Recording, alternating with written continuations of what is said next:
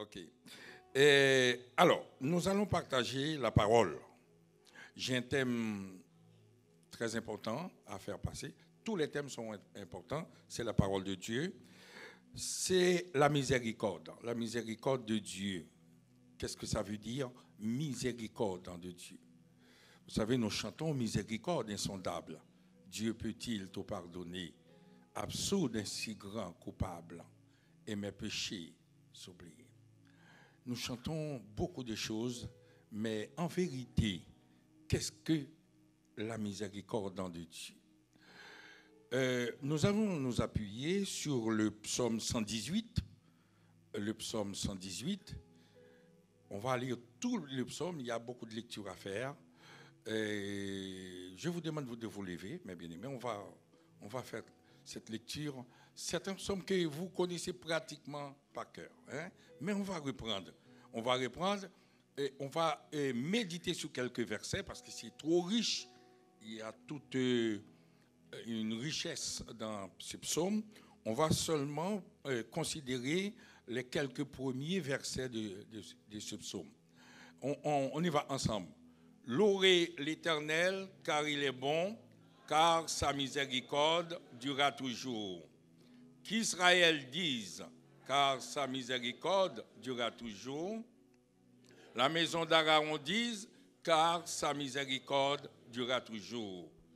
Que ceux qui craignent l'Éternel disent, car sa miséricorde durera toujours. Du sein de la détresse, j'ai invoqué l'Éternel.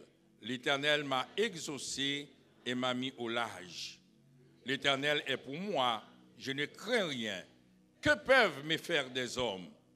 L'Éternel est mon secours et je me réjouis à la vue de mes ennemis. Mieux vaut chercher en l'Éternel que de se confier à l'homme. Mieux vaut chercher un refuge en l'Éternel que de se confier au grand. Toutes les nations m'environnaient. Au nom de l'Éternel, je les taille en pièces. Elles m'environnaient comme m'enveloppaient. Au nom de l'Éternel, Elles m'environnaient comme des abeilles. Elles s'éteignent comme un feu d'épines. Au nom de l'Éternel, je les taille en pièces. Tu me poussais pour me faire tomber, mais l'Éternel m'a secouru. L'Éternel est ma force et le sujet de mes louanges. C'est lui qui m'a sauvé. Des cris de triomphe et de salut s'élèvent dans la tente. La droite de l'Éternel manifeste sa puissance. La droite de l'Éternel est élevée. La droite de l'Éternel manifeste sa puissance. Je ne mourrai pas, je vivrai et je raconterai les œuvres de l'Éternel. L'Éternel m'a châtié, mais il ne m'a pas livré à la mort. Ouvrez la porte de la justice, j'entrerai, je louerai l'Éternel. Voici les portes de l'Éternel, c'est pas elles qu'entrent les justes. Je te loue parce que tu m'as exaucé, parce que tu m'as sauvé. La pierre qu'on rejetait, ce qui bâtissait, est devenue la principale de langue. C'est de l'Éternel que cela est venu, c'est un prodige à nos yeux. C'est ici la journée que l'Éternel a faite, qu'elle soit pour nous un sujet d'allégresse et de joie. Ô Éternel, accorde le salut. Ô Éternel, donne la prospérité. Celui qui vient au nom de l'Éternel, nous vous bénissons la maison de l'Éternel. L'Éternel est Dieu et il nous éclaire. Attachez la victime avec des liens. Amenez-la jusqu'aux cornes de l'autel. Tu es mon Dieu, je te louerai. Mon Dieu, je t'exalterai. Louez l'Éternel car il est bon, car sa miséricorde durera toujours. Amen. Asseyez-vous, mes bien-aimés. Déjà, vous avez un message. Et merci, frère Jean-Aubert, merci pour ce puissant message, pour de nous avoir éclairés, parce qu'il y a des gens encore, malheureusement même en France, qui comprennent que, puisqu'on est chrétien, il faut être pauvre. Avec, voilà. et parce que c'est l'esprit, c'est le contexte français. Vous voyez, et toi, tu es inspiré des Américains. Je ne dis pas ça, je ne mets pas de culture en... Et la culture française, c'est une culture de noblesse. Il faut bien parler et tout ça. La culture américaine, ce sont des hommes d'affaires. Voilà. Il faut avoir, voilà, et tout ça. Et tout se fait pour la gloire de Dieu, mes bien-aimés. Je ne vais pas entrer dans cette polémique. Nous avons quelque chose de très important à parler ce matin. C'est la miséricorde de Dieu. Premièrement, je vais parler des psaumes. Les psaumes. Le psaume 118, mais je vais parler des psaumes d'une manière générale, très courtement, parce que les psaumes, c'est une Bible, les psaumes, je parle des 150 psaumes. Il y a 150 psaumes dans la Bible. Les 150 psaumes constituent une Bible dans la Bible. C'est-à-dire qu'on trouve tout. Il commence par, comme la Genèse, le psaume premier, heureux l'homme qui ne marche pas selon les conseils des méchants, qui fait la distinction entre les bons et les méchants. Et comme en Genèse aussi, on voit que c'est le péché, l'homme était bien au départ, il y a le péché, etc. Et la Bible est terminée par l'Apocalypse, les noces de l'agneau, qui nous invitent à la gloire. Et le psaume 150, on appelle ça le psaume alléluiatique, c'est-à-dire le psaume qui loue l'Éternel, et tous les psaumes louent l'Éternel. Donc on voit tout ça, c'est bien fait, et tout, c'est une Bible dans la Bible. Les psaumes ont été chantés par David dans un premier plan. David en a écrit 73 psaumes, presque la moitié des 150. Et nous avons ensuite Salomon, on a écrit 2 psaumes. Et après, les fils de Corée, ils ont écrit 10 psaumes. Asaph en a écrit 12. Étan, un psaume. Éman, un psaume. Et ensuite, il reste 50 psaumes qu'on appelle des psaumes anonymes. Des psaumes anonymes. Et le psaume 118 fait partie des psaumes anonymes. Et on n'a pas trouvé l'auteur. On ne sait pas qui a écrit. D'autres pensent que c'est David, d'autres pensent, etc.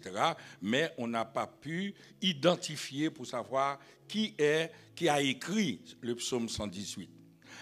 Et le mot psaume vient déjà du grec salmos, et qui est transcrit maintenant en latin salmus.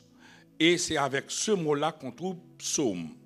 Psaume, c'est des chants qui ont été chantés, mais des chants inspirés, des chants par des hommes moins et mis à part. Et c'est pour cela que je vous parle de Asaph, je vous parle des fils de Corée, je parle de David, je parle de Moïse, de Salomon. C'était des hommes que Dieu a mis des paroles précises dans leur bouche pour chanter sa gloire. Et c'est pour cela, ces chants-là, nous avons à peu près l'équivalent actuellement, et malheureusement, qui ne sont pas chantés encore, c'est-à-dire, il y a les chants d'espérance, il y a, frère Jean-Bert, chant d'espérance, il y a sur les ailes de la foi, il y a cœur et cantique. Il y a des chants qui vous traversent, mes bien-aimés. Moi, je connais en Haïti des gens qui n'ont rien à manger, mais qui chantent. Ils sont tellement bénis, transportés, ils n'ont pas mangé toute la journée, mais ils n'ont pas faim. C'est comme si ils ont été nourris comme Élie spirituellement par ces psaumes-là. Et c'est une sorte de patrimoine qu'on a malheureusement laissé tomber. Et c'est pour cela que je donne raison à un homme de Dieu, Samuel Robuste. Maintenant, ce qu'il fait, au lieu de prendre des petites paroles à droite, à gauche, collées ensemble, et puis pour faire un chant, il s'inspire de ces chants-là. Et c'est pour cela, oui, jusqu'à maintenant, et même les jeunes maintenant, parce qu'il y a toute une branche de notre communauté qui rejette notre culture. Ah, les chants, c'est pas bien. Ça, c'est pas bien. Ah, c'est les haches. Ça, c'est les ceci. Mais ces gens-là, ce sont des choses qui, si on devait écrire la Bible, on aurait mis exactement comme on a mis les psaumes que vous lisez aujourd'hui. Parce que c'est des paroles inspirées, contrôlées par l'Esprit de Dieu. Et sans pour autant faire une sorte de parallèle entre ce qui se passe, il y a des gens qui sont très bien ici, qui ont des forces aussi. Il y a des gens qui sont vraiment, on sent qu'au travers de ce chant-là, il y a tout un message, un vibrant message à faire passer. Mais, vous voyez, Samuel Obus, et quand il vient, il n'a pas besoin de prêcher. Parce qu'il y a des chants, ça suffit largement pour bénir, restaurer, etc. Et ces hommes-là, qui ont été inspirés sous l'onction du Saint-Esprit, on a vu même qu'il y a eu des victoires par le chant des psaumes. La fois dernière, je vous ai parlé de Josaphat, qui était sorti contre une coalition des pays. Et puis Josaphat a dit, Seigneur, mais je ne sais pas, je suis sans force contre cette multitude qui se lève contre moi. Et l'Éternel a inspiré des psaumes. Et les gens sont sortis dans la rue. Seulement avec les psaumes. Eh bien, l'ennemi était terrassé. Et au nom de Jésus, il y a toujours la puissance. Et je suis sûr, peut-être, je sais que David n'était pas là, mais Asaph était là ces jours-là. Les fils de Corée étaient là. Étan peut-être était là. Ces gens-là étaient sortis avec les principaux sacrificateurs, avec des tambourins et avec des instruments à cordes, des instruments avant, et ont offert une adoration de qualité à Dieu au travers de ces psaumes. Parce que le mot, c'est-à-dire c'était car sa miséricorde durera toujours. Et maintenant, mes bien-aimés, nous allons, puisque le psaume 118 fait partie d'un psaume anonyme, c'est-à-dire on n'a pas trouvé l'auteur, donc il nous reste maintenant qu'à identifier ce psaume. Je parle dans la miséricorde, car sa miséricorde durera toujours. Donc c'est le verset qui revient, tout simplement. On va essayer d'expliquer la miséricorde de Dieu. Qu'est-ce que ça veut dire, la miséricorde de Dieu? Là encore, c'est un mot composé. Le mot miséricorde est composé. C'est misère, miseris, miseris, bien entendu, c'est du latin encore, signifie tout simplement pitié, qui signifie tout simplement pitié, compassion. Et le mot corde, cordis, signifie cœur. C'est une pitié qui vient du cœur. Et l'apôtre Paul va aller plus loin pour nous dire, c'est pas seulement, l'apôtre Paul va nous inviter pour dire, ayez des entrailles de miséricorde. C'est-à-dire, c'est quelque chose qui vient de tellement loin. Une miséricorde, en fin de compte, ce n'est pas inexplicable. C'est pour cela, l'Éternel Moïse va dire, Dieu, tu es le Dieu compatissant, riche en miséricorde. Miséricorde, c'est quelque chose de presque, on ne peut pas expliquer en fin de compte. Alors, je vais expliquer, j'avais donné cette illustration. La miséricorde, les entrailles de miséricorde, on peut dire, c'est comme une mère. J'ai déjà expliqué ça, c'est comme une mère. Une mère qui a vu son fils assassin, comme ça se passe aux États-Unis, mais en France, il y en a aussi pire. Vous savez, il y a des gens qui rentrent dans des écoles, mais qui ont tué 3, 4, 6, 10 enfants innocents. Et sans raison, les gens qui font les enfants, voilà. On se demande pourquoi, on ne comprend pas. Mais devant cet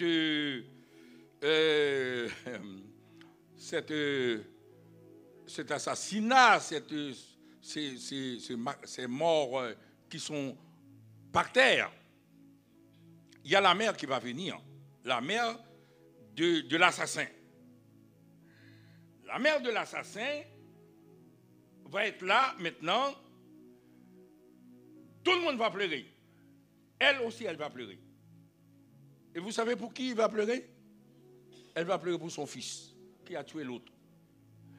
Parce que cette mère, il y a ce qu'on appelle ses entrailles. Il y a quelque chose d'inexplicable. Elle a tout de suite, elle va voir tout de suite son fils avec les menottes. Son fils, tout de suite, elle va projeter dans des prisons. Elle va complètement oublier tous les autres qui sont par terre. Mais c'est son fils. C'est la miséricorde. Comment expliquer? On ne peut pas expliquer ça. Même elle ne pourra pas expliquer parce que quand même, elle a vu de ses yeux les cadavres qui sont par terre. Mais c'est son fils. Il y a la miséricorde, les entrailles de miséricorde. Il y a quelque chose qui se passe ici. Elle sent tous les trucs qui ne sont pas en bien parce que c'est son fils. Et c'est à peu près cette miséricorde que Dieu a pour nous. Et heureusement, la paix soit avec vous, mes bien-aimés. En vérité, d'une manière ou d'une autre, chaque personne ici bénéficie de la miséricorde de Dieu. Si Dieu n'était pas Dieu miséricorde, personne ne serait ici ce matin. En tout cas, pas pour vous, mais pour moi. Je reconnais la miséricorde de Dieu dans ma vie. Miséricorde insondable. Et c'est pour cela le chant, voilà là encore un autre chant, qui va dire miséricorde insondable. Insondable. Dieu peut-il tout pardonner? Dieu peut-il tout pardonner? Et mes bien-aimés, pendant ce matin, que je suis en train de, non seulement en train de parler, projetez-vous quelque part. Que Dieu nous transporte dans nos passés. Pour voir la miséricorde de Dieu tout simplement. Miséricorde. Miséricorde. Miséricorde de Dieu. Et c'est pour cela, il va commencer le psaume par une invitation, non pas à un pays, dans un premier temps il va dire qu'Israël dise, mais il va dire louez l'Éternel, car il est bon. Ici, le psalmiste s'adresse à la nature entière. Parce que tout le monde bénéficie. Les arbres des champs, les animaux, les oiseaux, les poissons, tous ceux qui sont sous la terre, sur la terre, dans les airs, tout le monde bénéficie de la miséricorde de Dieu. Puis le psaume 150, je vais reprendre encore, qui va dire que tout ce qui respire loue l'Éternel. Loue l'Éternel. Miséricorde de Dieu. Ma prière ce matin fait nous sortir avec le sentiment, d'une manière ou d'une autre. Seigneur, touche un point dans chaque personne ici présente, y compris moi, pour montrer si ce n'était pas toi, ta miséricorde. C'était catastrophe pour vous, pour chaque personne ici. La paix soit avec vous, mes bien-aimés. Miséricorde de Dieu. Et puis, il va annoncer maintenant, le psalmiste va saluer, le psalmiste va dire maintenant, louez l'Éternel, louez l'Éternel, louez l'Éternel, car il est bon, car sa miséricorde durera toujours. La paix soit avec vous. La paix soit avec vous, mes bien-aimés. Et puis, maintenant, puisque tout le monde salue la miséricorde de Dieu, il va commencer maintenant par Israël. Le verset qui va arriver tout de suite, qu'Israël dise, car sa miséricorde durera toujours. Vous vous rappelez Israël? Israël qui n'était pas un peuple, c'était des esclaves de Pharaon. Ils étaient en Égypte, sous des coups de fouet. La paix soit avec vous, mes bien-aimés? Oui. Et l'Éternel, qu'est-ce qu'il a fait?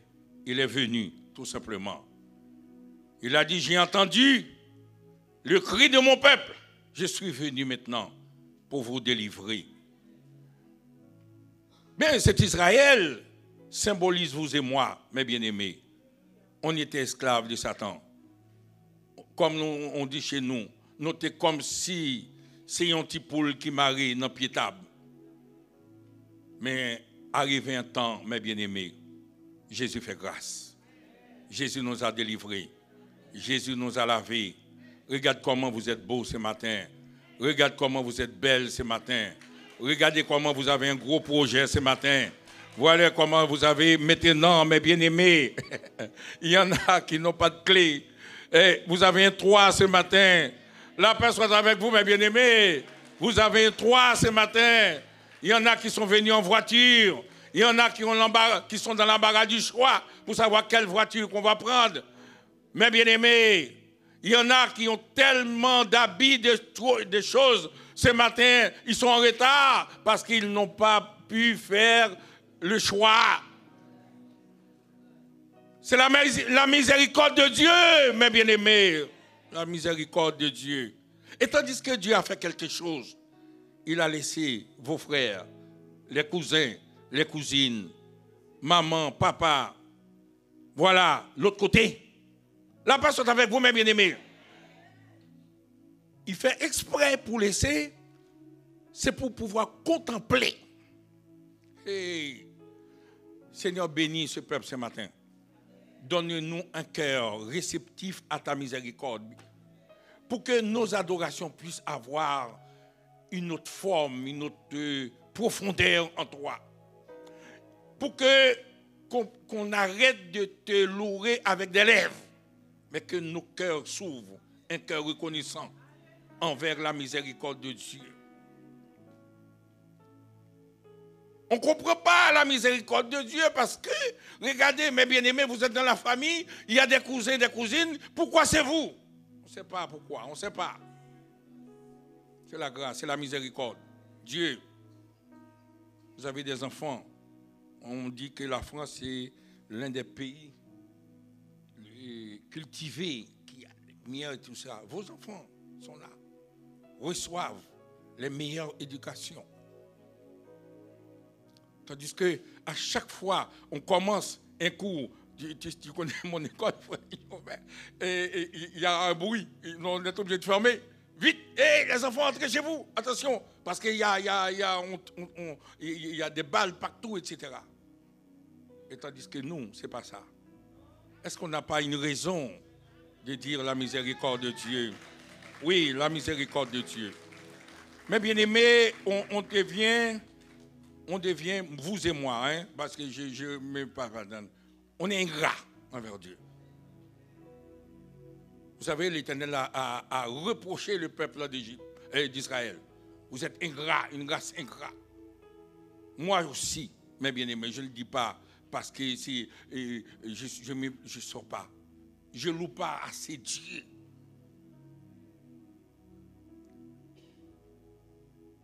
On vient, tout est acquis, on demande, comme si Dieu nous doit tout. Et on demande, non pas pour le ciel, on demande pour la terre. Et tandis que Dieu a rendez-vous avec nous là-haut. Demande pour la terre. Seigneur, donne cet esprit. Israël était reconnaissant. Parce qu'il a demandé louer l'Éternel, toute la nature. Maintenant, il dit Israël, toi, tu dois louer l'Éternel. Parce que la miséricorde de Dieu s'est manifestée envers toi comme à jamais. Aujourd'hui, tu es l'objet de toute grâce. Toi qui n'étais pas un peuple, parce qu'on appelait les enfants d'Israël au départ. Mais après, on a donné le peuple d'Israël. C'est un peuple qui a une nation. Louez l'Éternel, qu'Israël dise. Qu'Israël dise, mes bien-aimés. Oh, il y a un chant qui dit, l'aime changer côté m'teye. On oublie trop vite, mes bien-aimés. Oh Seigneur, bénis ton peuple. Pour que tout ce qu'on fait maintenant, qui a la miséricorde de Dieu. Comme chantier, le chant a dit miséricorde ou pas fini. Compassion, bon Dieu, le renouveler chaque matin. Chaque matin. C'est le Dieu responsable qui renouvelle sa miséricorde envers vous. La Bible nous dit dans le psaume 121, je dis, celui qui garde Israël ne sommeille pas, ne dort pas. Quand le diable rôde autour, mais Dieu est là, par sa miséricorde, pour surveiller sur ce qu'il a déposé en vous, mes bien-aimés. Miséricorde. Et puis, l'Éternel va, et le psalmiste, sous l'onction du Saint-Esprit, va continuer. Au départ, c'était la nature. Ensuite, c'est le peuple d'Israël. Maintenant, il va dire que la maison d'Aaron dise, car sa miséricorde durera toujours. Il parle d'une grande généralité de la nature. Il commence à faire des sélections. Il prend un peuple. Et au travers de ce peuple, il prend une maison. C'est-à-dire, les bénédictions ne sont pas pareilles. Il y en a qui ont bénéficié, qui sont au bénéfice d'une grâce spéciale. C'est comme si Dieu les porte sur les paumes de sa main. La paix soit avec vous, mes bien-aimés. Que la maison d'Aaron dise, car sa miséricorde durera toujours. Maintenant, pour comprendre pourquoi le psalmiste dit ça, il faut aller dans la maison d'Aaron. Autrement dit, Pharaon a eu une double bénédiction. La première bénédiction d'Aaron, c'est parce qu'il fait partie de la maison d'Israël. Dieu a sauvé tout le peuple. Aaron était là. Mais maintenant, l'Éternel dit que la maison d'Aaron dise, il faut comprendre pourquoi il a dit, il a cité que Aaron. Pourtant, ce n'était pas Aaron seulement, il y a plus de 600 000 Israélites qui ont traversé la mer Rouge. Mais pourquoi la maison d'Aaron? Parce que la maison d'Aaron a eu une grâce spéciale. Je vous dis une chose, les grâces ne sont pas pareilles. Il y a des grâces spéciales.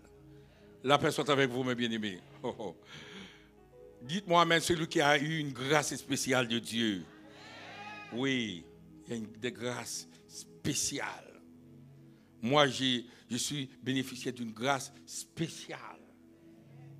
D'une grâce spéciale. Et on a dit, la fois dernière, j'ai écouté France Info, on m'a dit 20 millions de personnes étaient mortes de Covid. 20 millions. 2 fois Haïti. Et moi, parmi les 20 millions, Dieu a fait grâce. Grâce spéciale. C'est-à-dire, mes bien-aimés, puisque je suis bénéficiaire, comme vous l'êtes aussi, mes bien-aimés, mais comme le chant a dit, comptez les bienfaits de Dieu, et vous allez voir aussi, c'est peut-être pas de la mort, il y a des accidents, c'est peut-être pas un accident, il y a le feu, combien qui sont morts et pendant la nuit, et puis le lendemain, il y a le chauffe-eau seulement. Et puis tout le monde, on trouve les cadavres par terre. Dieu veille, mes bien-aimés. Soyez sensibles à la grâce et à la miséricorde de Dieu. C'est quand on a ça, l'adoration ne sera jamais pareille. Les chants ne seront pareils. Parce que c'est le cœur maintenant qui va chanter. On chante pour la gloire de Dieu. Et combien de fois on vient à l'église, on n'est pas content. Ah, le pasteur rappe, la sœur rappe. Non, vous n'êtes pas venu pour le pasteur ici. Dieu a fait quelque chose pour vous. La paix soit avec vous, mes bien-aimés. Vous êtes venus rendre gloire à Dieu.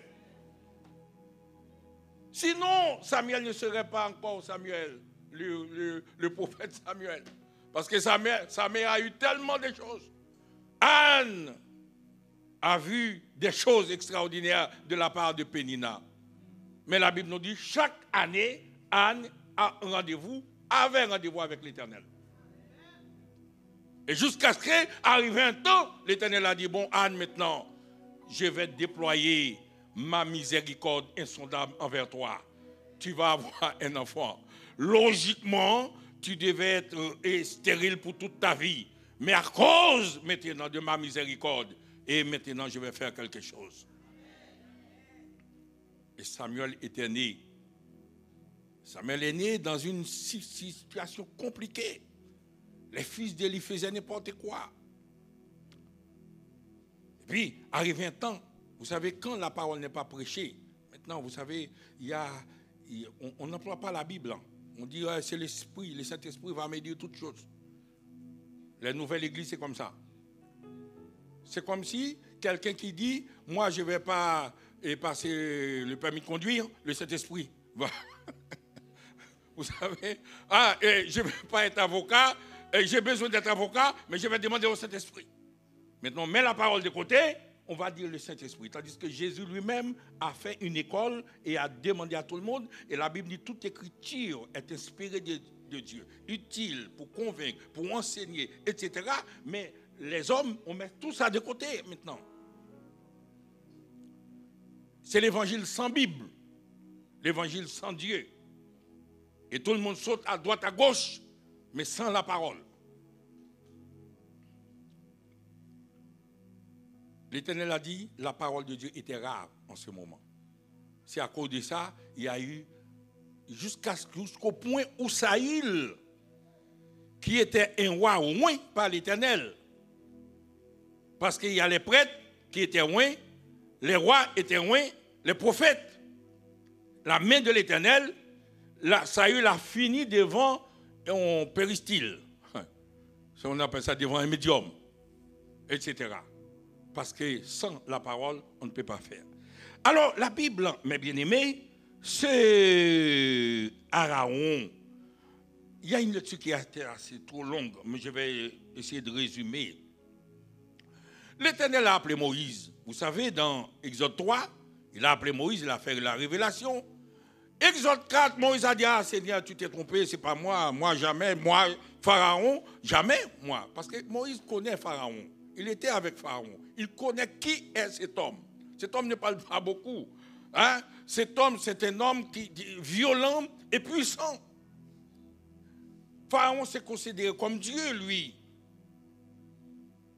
L'Éternel, et Moïse va dire à Aaron et à l'Éternel, mais qui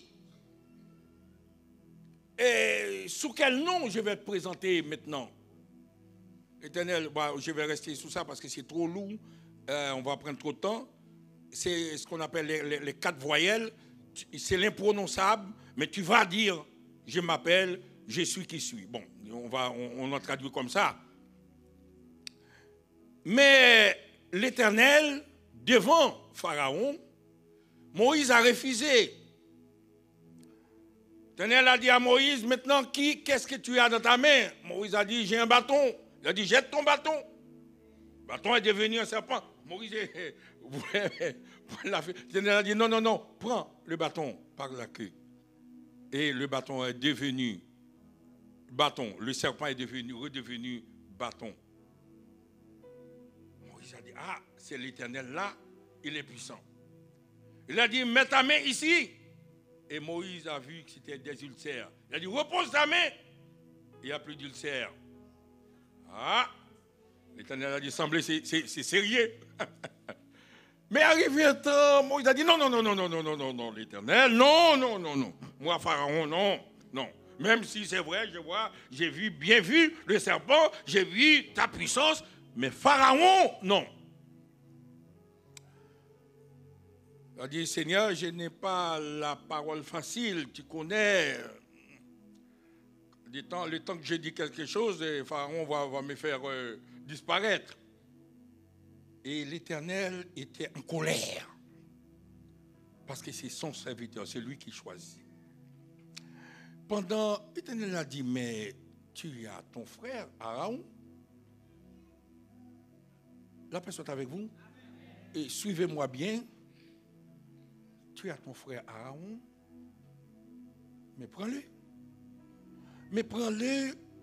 Ce n'était pas Aaron, c'est Moïse. La personne est avec vous. Je vais répéter pour qu'on puisse comprendre. Aaron n'était pas dans le programme. La personne est avec vous. C'était pas... C'est les circonstances. Puisque Moïse a refusé, bon, c'est comme si tout le monde refuse, mais tu donnes ce qui est le premier venu, puisque bon, mais c'est soldé. Voilà. La personne est avec vous, mes bien-aimés. Aaron ne devait pas être là ici. Oh, je reprends. Aaron ne devait pas être là. C'est pour cela, Aaron, l'adoration d'Aaron ne devait pas être comme que tout Israël dise. L'adoration d'Aaron devait avoir écran au-dessus des autres, parce que Aaron n'était pas dans le programme. Et l'Éternel va dire maintenant, Aaron, tu te rappelles, mais c'est moi, on t'a pris. Moi, on chantait qui dit non, même pas, qui pas tant rien. Oui. Par contre, qui rase, quand on sortit, mes bien-aimés. L'Éternel devait prendre les Français, regarde comment Macron parle bien. C'est sur des rois, on me dit ça encore, comme si l'Éternel est garé. Bon, voilà bon monde qui gagne. Mais si Mounio Beau, il parle bien, il s'habille bien. Et les Américains, ils ont des avions, ils vont là-haut.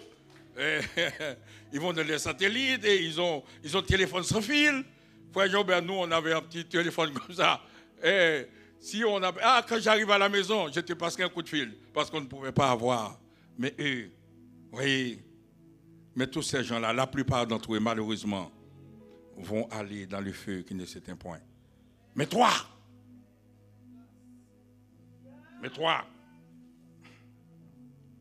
c'est-à-dire, même si les gens arrivent, je vais dire en mot créole, il y a un grand jupon qui aller là, l'école de mi-temps l'église, ou même sous pointe des pieds pour venir chita là.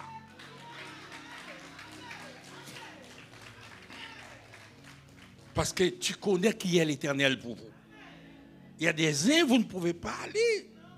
Ça va trister le Saint-Esprit qui est en vous. Et c'est pour cela, il manque de vision dans l'église. Manque de consécration, manque de reconnaissance. Aaron était reconnaissant. La Bible nous dit, il a appelé Aaron. Que la maison d'Aaron dise. Je vais vous expliquer maintenant. Ça, je vais lire pour vous. Que la maison d'Aaron dise. Mes bien-aimés, que la maison d'Aaron dise. Je suis obligé de lire ça pour vous. Je vais aussi, comme vous le savez bien, je vais arrêter le message. Alors, Exode 28, les 5 premiers versets. Maintenant, Aaron, qui était esclave en Égypte, Aaron qui a bénéficié toutes les grâces en traversant la mer Rouge, à main forte et à bras étendus, Aaron a déjà bénéficié de tout ça. Maintenant, Aaron qui n'était pas dans le programme de Dieu, qui n'était pas du tout dans la pensée de Dieu, Aaron était arrivé là, maintenant, mais l'Éternel demande, vous savez, Aaron va être le prêtre pour toujours. Il y a ce qu'on appelle, selon l'ordre d'Aaron, le prêtre pour toujours. L'Éternel, la robe, le costume que l'Éternel va mettre sur Aaron. Amen, amen. Ok, écoutez, c'est important.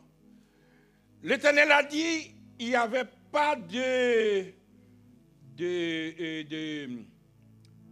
on appelle tailleur, on appelle encore celui qui fait les robes là, les costumes. Hein? Oui, il y a tailleur, on donne un autre nom. Hein? Couturier, oui, je préfère couturier. l'Éternel passe chez Chanel, elle a trouvé, elle a vu couturier Chanel, elle a dit oui c'est bien, mais pas pour Aaron, ça c'est pas bon. Je ne sais pas aux États-Unis s'il y a des meilleurs couturiers aussi, il est passé en Angleterre, mais il n'a pas trouvé de couturier sur la terre pour former le costume, la robe d'Aaron. Il a dit, moi, la personne avec vous, je vais qualifier un homme. Betsaléel, c'est un homme. La Bible dit, je vais mettre mon esprit dans cet homme. Je vais lui donner une connaissance spéciale pour confectionner la robe que je veux qu'on puisse poser sur Aaron et la couronne que Aaron doit entrer parce qu'il va entrer devant le lieu saint, le saint des saints, le lieu très saint. Je vais qualifier cet homme. Et puis l'Éternel a donné, on n'a pas trouvé. C'est l'Éternel qui a donné une connaissance spéciale à cet homme pour habiller cet homme. Aaron qui était esclave. La personne avec vous? Esclave. Aaron qui était esclave. Je reprends. Aaron qui était esclave. Aaron qui ne devait pas être là. Mais Aaron, il a dit, fais approcher de toi Aaron, ton frère, ses fils, et prends-les parmi les enfants d'Israël pour les consacrer à mon service dans le sacerdoce. Aaron et les fils d'Aaron, Nadab, Abihu, Éléazar, Itamar, etc. On continue. Verset 2. Tu feras à Aaron, ton frère, des vêtements sacrés pour marquer sa dignité et pour lui servir de parure, la parure d'Aaron. Seigneur, qu'on appelle de manteau de grâce.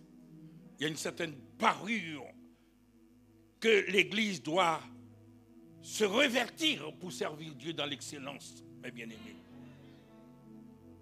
Puis, il va continuer, le verset, tu parleras à tous ceux qui sont habiles, à qui j'ai donné un esprit plein d'intelligence. Ce n'est pas n'importe qui. Ils feront les vêtements d'Aaron afin qu'ils soient consacrés et qu'ils exercent mon sacerdoce. C'est tout. Voici les vêtements qu'ils feront: un pectoral, un éphod, on n'a pas le temps, parce que ça, c'est un message puissant. Une robe, une tunique brodée, une tiare, sur la tête, diadème avec tout ça, une ceinture d'or. Ils feront des vêtements sacrés à Aaron, ton frère, et à ses fils, afin qu'ils exercent mon sacerdoce. Mes bien-aimés, quel privilège. Oui, j'ai pris que 3 versets, je restais là parce que c'est trop. Il y a tellement de choses à voir ensemble. Alors, mes bien-aimés, voilà ce que la miséricorde de Dieu. En très peu de moins de versets. Et il y a 29, c'est-à-dire 29 manières, 29 manifestations de la miséricorde de Dieu envers ses enfants, envers vous et envers moi, mes bien-aimés. Est-ce que ce n'est pas le moment de réfléchir, de dire, Seigneur, je n'avais pas compris, je croyais que je rendais un service, j'ai fait plaisir au pasteur. Il y a des gens qui viennent régler leurs affaires à l'église, qui ont leur projet à l'église, qui ne viennent pas pour Dieu, qui ne viennent pas régler les affaires du Seigneur. Est-ce pas le moment de dire, chacun de nous, y compris moi aussi, mes bien-aimés, moi je ne sors pas du lot, je suis un homme de même nature que vous. Vos faiblesses ne sont pas les miennes, mes faiblesses peut-être, ce n'est pas pareil. Mais chacun, en Haïti, chaque oreille, chaque droite, Chaque fois, c'est ça. Nous en nos cailloux fèvres. Chacun de nous. C'est pour cela, mes bien-aimés, la miséricorde de Dieu. C'est quelque chose d'inexplicable. Et comme je vous ai pris, j'ai pris l'exemple d'une mère, c'est un pâle exemple là parce qu'on ne peut pas comparer la miséricorde de Dieu.